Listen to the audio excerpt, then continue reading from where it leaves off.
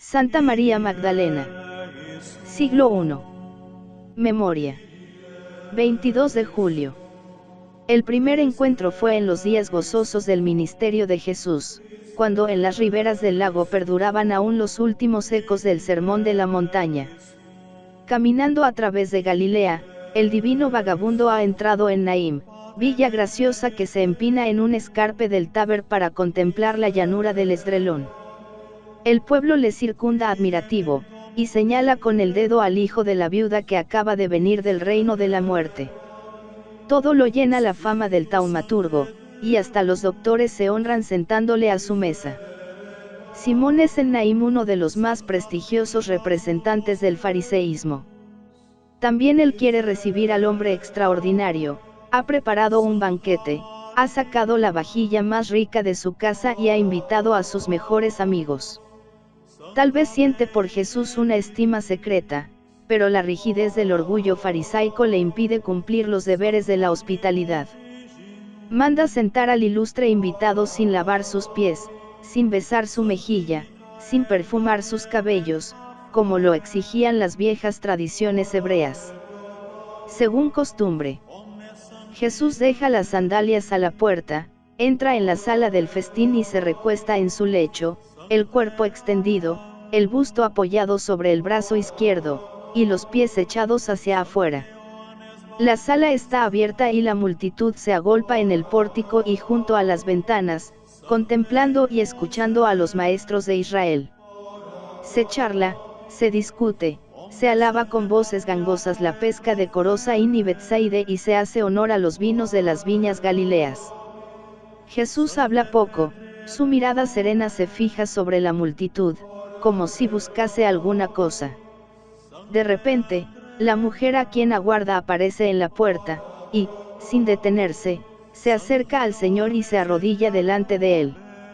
Tímida y audaz al mismo tiempo, indiferente a la lluvia de miradas que cae sobre ella, pero a la vez con un gesto de infinito respeto, rompe el cuello del frasco de alabastro que lleva apretado contra el pecho, y vierte los perfumes sobre los pies de Jesús.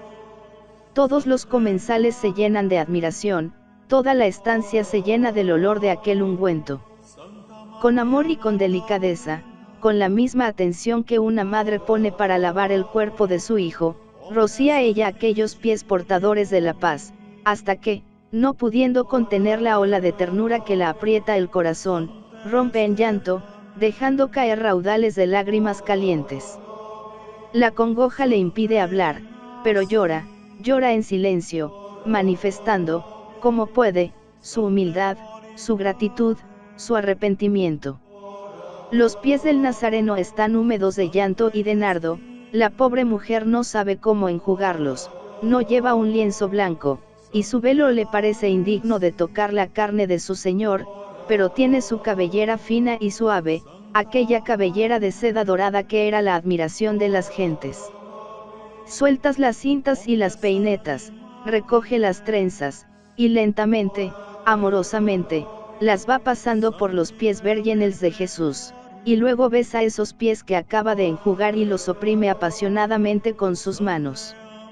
Los comensales se miraban unos a otros con caras de pasmo. ¿Por qué Simón consiente esta escena en su casa? ¿Por qué sus criados no arrojan de aquí a esta mujer perdida? Esto parecían decir sus miradas. Simón, en el fondo, se sentía satisfecho. Parecíale haber descifrado un enigma. Por fin sabía a qué atenerse con respecto a aquel convidado misterioso, que parecía humillar a los más grandes de Israel con solo su mirada. En rigor, era un hombre como los demás, susceptible de engaño y no insensible a las caricias de una mujer. Si este fuese profeta, decía en su interior, debiera saber qué clase de persona es la que le toca, debiera saber que es una pecadora. Y al mismo tiempo revelaba en su ademán la complacencia y el desprecio. Pero Jesús, que ha leído en el corazón de la pecadora, descubre también el pensamiento del fariseo, y, respondiendo a él, dice, Simón, tengo una cosa que decirte. Y Simón responde, Maestro, habla. Un acreedor, prosigue Jesús, tenía 2 deudores, el uno le debía 500 denarios y el otro 50. Y como ni uno ni otro tenían con qué pagar, les perdonó la deuda. ¿Quién de ellos le amará más? Y Simón respondió, supongo que aquel a quien más perdonó. Has juzgado rectamente, dijo Jesús, y señalando a la mujer, prosiguió, ¿ves esta mujer? He entrado en tu casa y no me has dado agua para los pies, pero ella me los ha regado con sus lágrimas y secado con sus cabellos.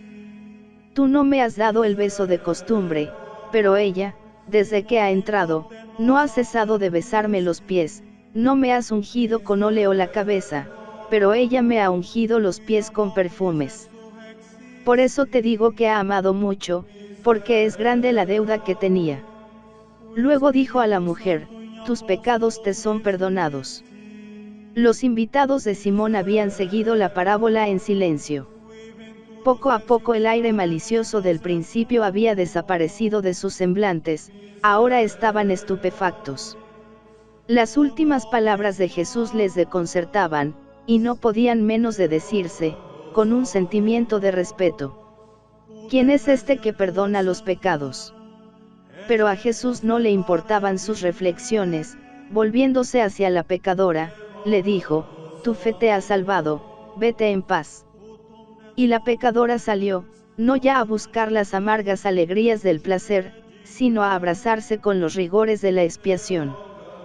Porque esta pecadora, cuyo nombre calla San Lucas, no parece ser otra que la Magdalena.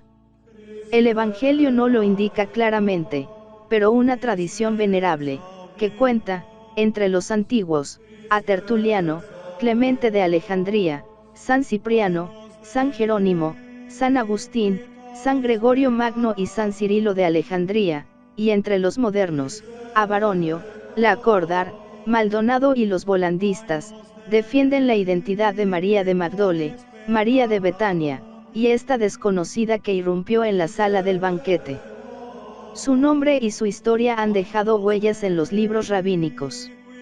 La leyenda del Talmud nos habla de su espléndida hermosura, de su cabellera famosa, de su ingenio peregrino, de sus riquezas y de sus escándalos.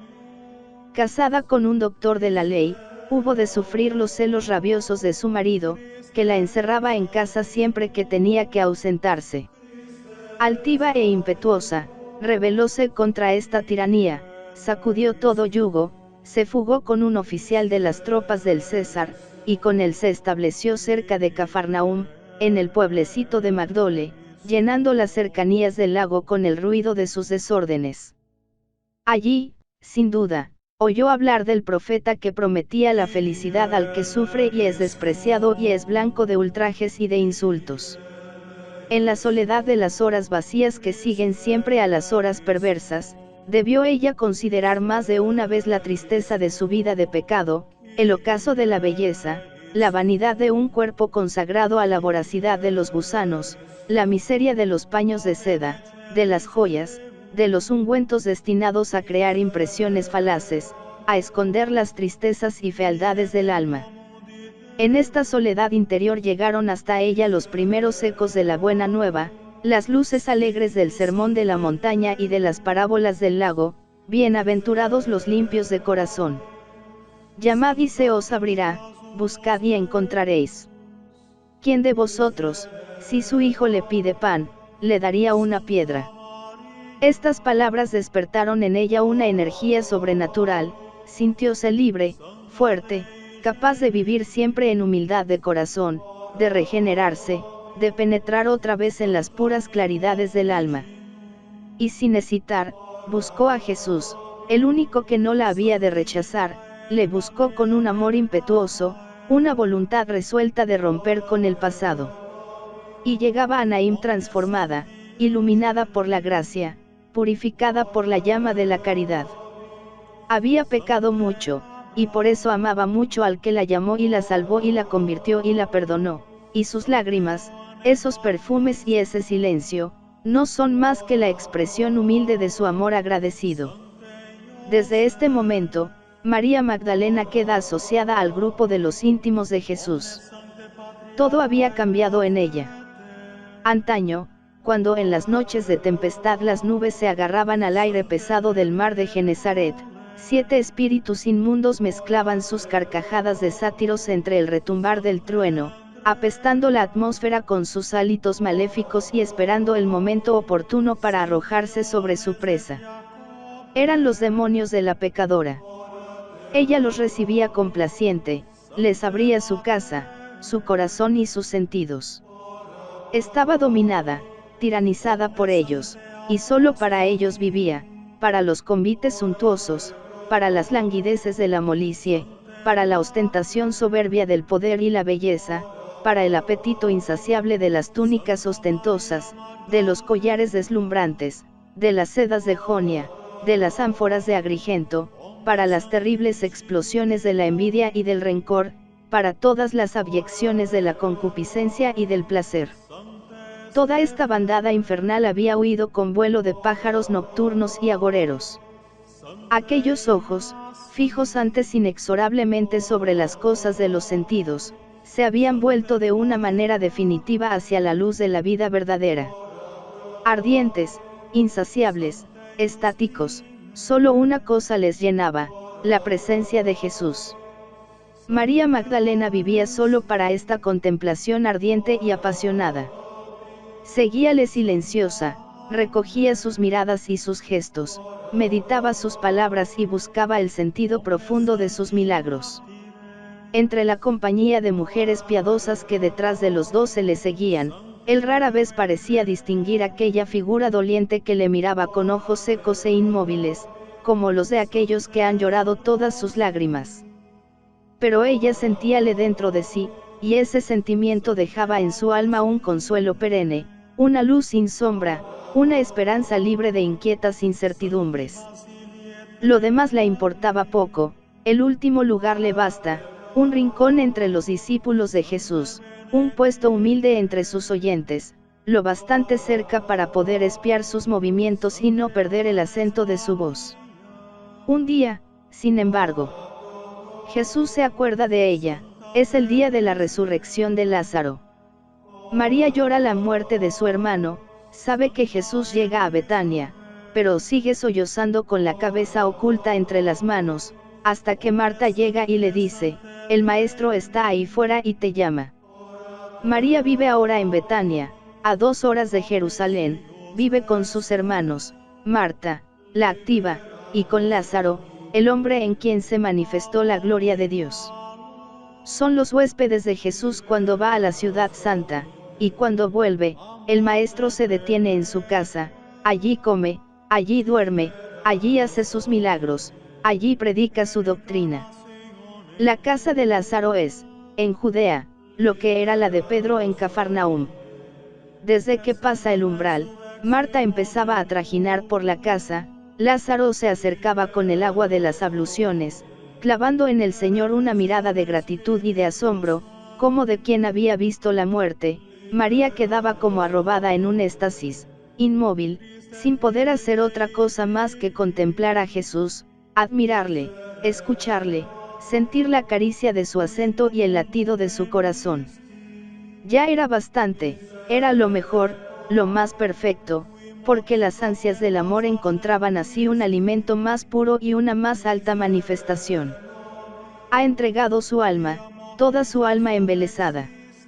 ¿Qué importa el cansancio de las manos, si puede ofrecer a su Dios el homenaje rendido del corazón? Y el maestro aprueba su conducta, María ha escogido la mejor parte, que nadie le arrebatará. Lo mismo unos días más tarde, cuando la segunda unción. Fue también en un banquete celebrado en Betania. Marta sirve a la mesa, Lázaro se sienta al lado de Jesús, en la sala hay muchos judíos, que han venido de Jerusalén para ver al resucitado. Había adoradores, había espías y había curiosos ojos bañados de admiración y respeto y miradas llenas de hostilidad. Ya terminaba la comida, cuando apareció la Magdalena en la sala.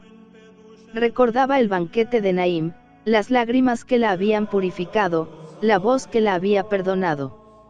Ahora había permanecido oculta y silenciosa, recogiendo la gracia de los labios y de los ojos del Señor, reclinado en su lecho. Tal vez en su frente leyó la tragedia sombría que una semana más tarde se iba a desarrollar en el Gólgota. No lloraba, pero toda su alma era llanto. Roja de amor y de vergüenza, inundado el rostro de una tristeza infinita, se acerca al lecho donde reposaba Jesús y derrama en su cabeza un vaso de ungüento de nardo de espique, que se le derrama por entre la túnica y le corre hasta los pies. La sala, los manjares, los vestidos y hasta la respiración de todos y la noche campesina, quedaron envueltos en la suave fragancia.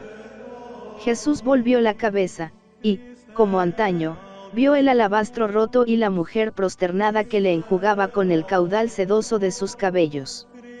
Y comprendió. Una vez más, María de Magdala le hacía el sacrificio de lo mejor que había en su casa, de aquel nardo precioso y sin mezcla, que amó tanto en los tiempos del pecado, y que ahora era el símbolo de su amor y de su adoración. Pero no todos pensaban igual. Judas estiraba el cuello para ver el pomo roto, y, pensando congraciarse con el rabí, predicador de la pobreza, decía, ¡qué loca! Más de 1 libra de ungüento ha desperdiciado, pudo venderse por 300 denarios y hacer una gran misericordia con los menesterosos. Habla de los pobres, pero lo que le importa es el dinero. Su mirada refleja a la vez sórdida avaricia y envidia repugnante. Acribillada por aquellos ojos, semejaba María una paloma delante del gavilán. Jesús respondió a aquellas palabras como antaño al silencio de Simón: ¿por qué molestáis a esta mujer por esta obra de ternura que ha hecho conmigo? A los pobres siempre los tendréis con nosotros, mas no a mí. Ha hecho cuanto podía, ha querido adelantarse a ungir mi cuerpo para el sepulcro. En verdad os digo que mientras se predicare el Evangelio a través del mundo, se contará lo que ha hecho esta mujer en memoria suya. Jesús palideció, la Magdalena permaneció en una actitud de adoración, Judas se maldijo, y en su alma se desanillaron las víboras aletargadas de la perversidad. Ya no hubo alegría en el banquete. En vano chispeaban los vinos en los vasos de plata, la sombra de la muerte flotaba entre el parpadeo de las luces, por encima de los comensales. Esto era un viernes, cuando empezaban a abrirse las flores de los manzanos.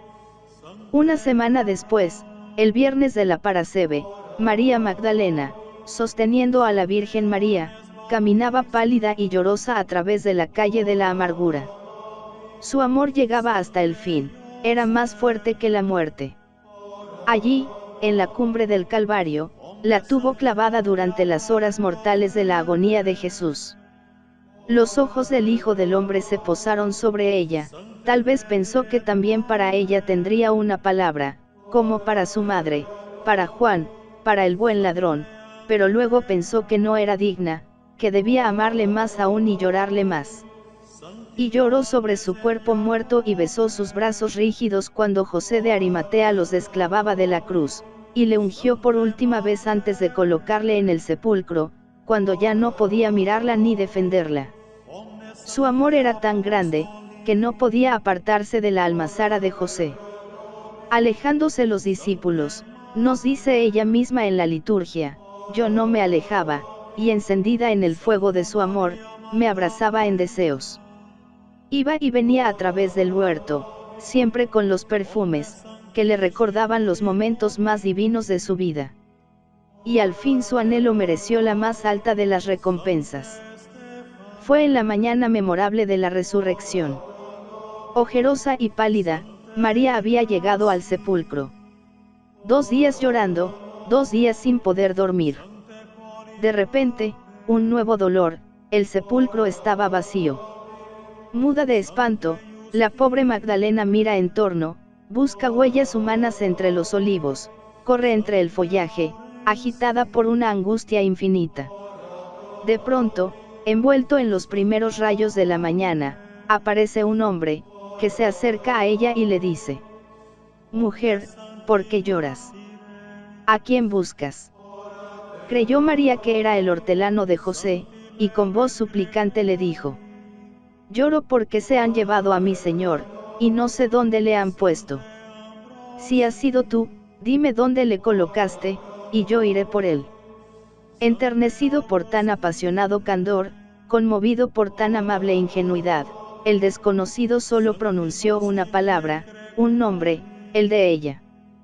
Pero el acento era bien conocido, el inolvidable acento de los días de Naim y de Betania, María. Como si se despertase súbitamente, ella lo comprendió todo. Maestro, clamó, cayendo ante él sobre la hierba cubierta de rocío, y esforzándose por besar aquellos pies, adornados todavía por la cicatriz roja de los clavos. Pero Jesús la detuvo. No me toques, dijo, porque aún no he subido a mi Padre, pero ve a mis hermanos y diles, subo hacia mi Padre y vuestro Padre. Os precederé en Galilea. Y mientras se alejaba entre los árboles coronados de luz, María, ciega de felicidad, apóstol de los apóstoles, corría al cenáculo llevando la noticia de la resurrección. Antes que nadie, ella, la contemplativa, había logrado ver a Cristo triunfador.